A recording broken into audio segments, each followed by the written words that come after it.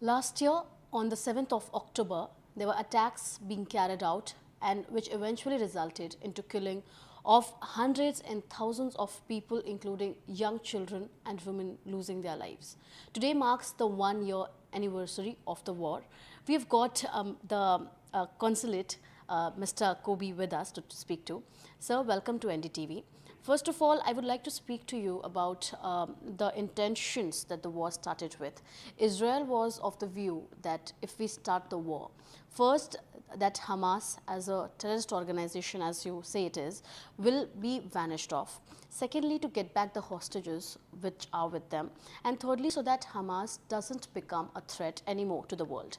How far do you think have Israel reached the goal of eradicating Hamas with their missions? First of all, thank you very much for your introduction. I think it's a very, very sad day in Israel.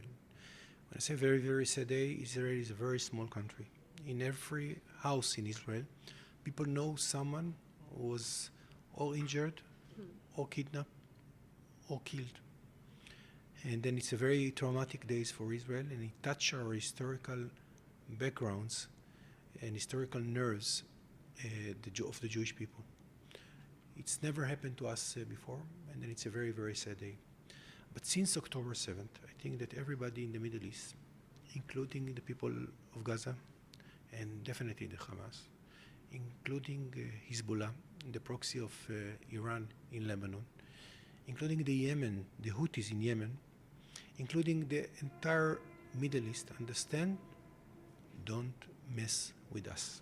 And that's the big difference. I think that the military capability of Hamas is reduced into a minimum, still not 100%. They are still hiding in the tunnels. Definitely still, as you mentioned, they held more than 101 hostages, some of them alive, some of them are already killed by them, even after October 7th, under starvation and unbelievable condition. But we are on the path to give them the lesson.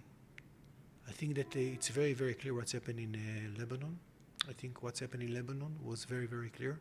In the last month, the Israeli reactions toward this terrorist group was going to be learned in the military field school all over the world. It's not only a success of intelligence, it's operational successful. And the voices and the photos and the reactions that we made make it very clear to the world, don't make mess with us anymore.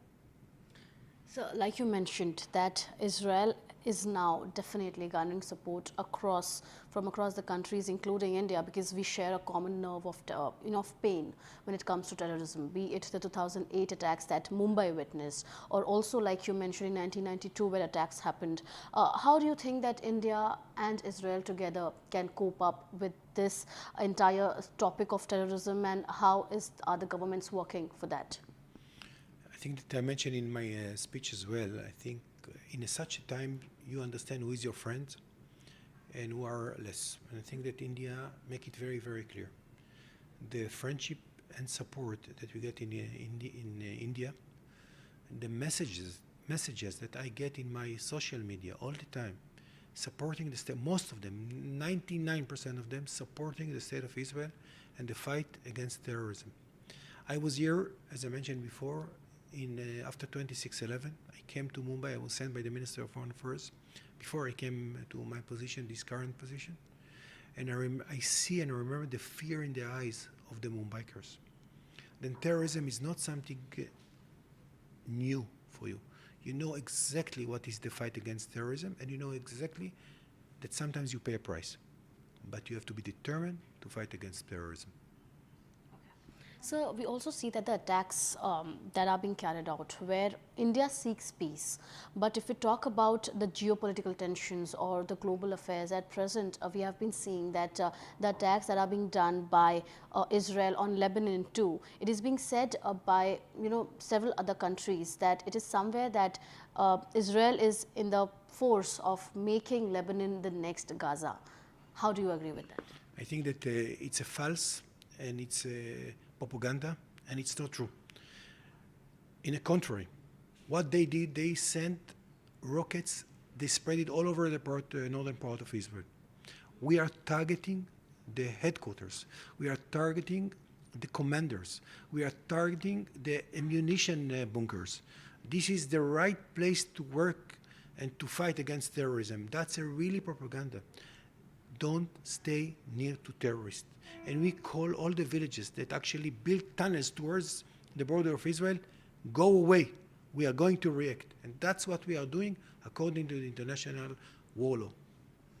And so also we saw that you also stated in your affairs that somewhere it is that you and Israel, you guys don't support the United Nations because of its diplomacy that it has been carrying for so long. What is your take on that? Is the United Nations really working towards setting up peace, or is it just stringing the matter? I think that our foreign minister made it very, very clear, Israel Katz. He called the Secretary General of United Nations, Antonio Guterres, as a non-accepted in Israel. And the message was very, very clear. Don't try to balance all the time. There is sides of terrorists that was attacked in October 7th, and there is side that actually would like to defend itself. If you want to take a side, it's okay, but not with us. The last question. Now that 1 year has already, completed, and we expect the war to end soon, what is the current situation in Israel, and how is the country looking forward to ensure that the war ends and also the lives of people are saved? And do you look forward to diplomatic talks or any sort of negotiations with your enemies? As far as I know, today, Sinwar, which is the head of Hamas, doesn't want to coordinate and negotiate with us.